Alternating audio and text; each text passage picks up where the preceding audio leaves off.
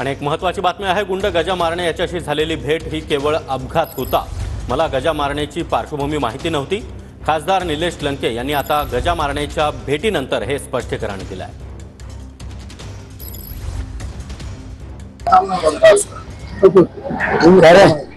कुख्यात गुंड गजा मारणे यांच्या भेटीनंतर आता निलेश लंके यांच्यावर टीका होऊ लागलेले आहे।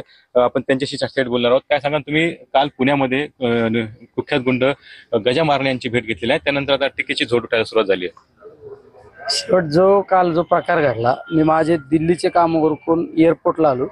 त्यानंतर आमचे एक पवार नावाचे सहकारी होते, त्यांचं कॅन्सरच्या आजाराने त्यांचं निधन झालं। त्यांना मी भेटण्यासाठी त्या ठिकाणी गेलो। ती सांत्वनपर भेट झाल्यानंतर आमचा प्रवीण धनवे म्हणून आमचा एक राष्ट्रवादीचा पदाधिकारी आहे त्या भागातला, त्याच्या घरी आम्ही भेट घेऊन यावेळेस चाललो होतो। तर त्या मारण्यांच्या घरासमोरून आम्ही जात असताना आम्हाला 4-6 लोकांनी थांबवलं, की थांबवल्यानंतर हात केल्यानंतर आम्ही थांबलो। त्यांनी चहा प्यायला चला, आम्हाला तोपर्यंत कोणाची काय पार्श्वभूमी मला तरी माहीत नव्हती। चहा प्यालो, माझा सत्कार केला। नंतर मला 1 तास 2 तासांनी संबंधित व्यक्तीची पार्श्वभूमी कळाली, म्हणजे तो ऍक्सिडेंट होता, कळत न कळत ती चूक झाली।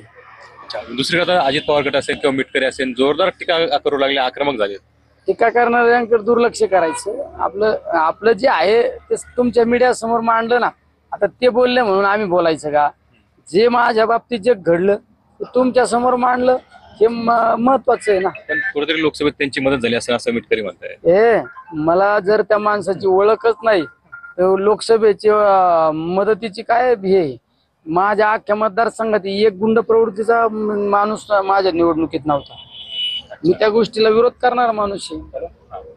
तर नक्कीच आपण बघतो की चूक झाली, त्याला आता काय करणार? अचानकपणे ही घटना घडलेली आहे, ऍक्सिडेंटली ही घटना घडलेली आहे असं जे आहे ते आमदार खासदार निलेश लंके यांनी म्हटलेलं आहे। त्यामुळे कृपण कसं कोणाचा कटवी मराठी, श्रीगोंदा, अहमदनगर।